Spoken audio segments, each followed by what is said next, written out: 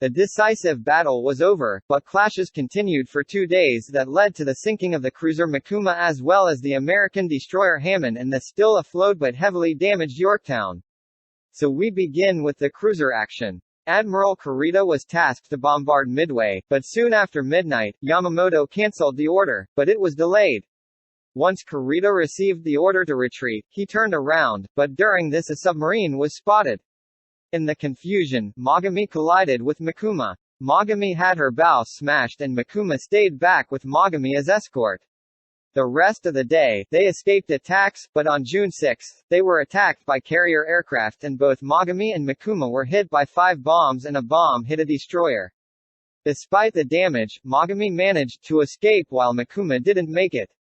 The ship sank with heavy loss of life. On the other side, Yorktown was left behind on June 4 but received workers that repaired her enough to be towed at 3 knots.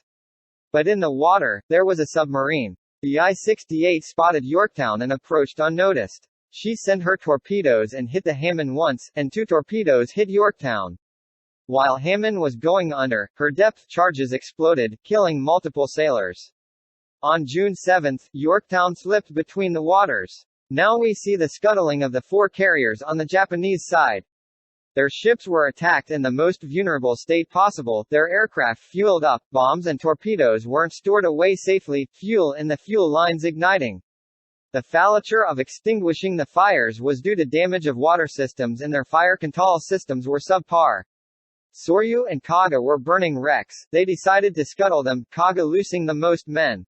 There was hesitation with the Akagi, since she was the flagship of the fleet but she was scuttled eventually the next morning.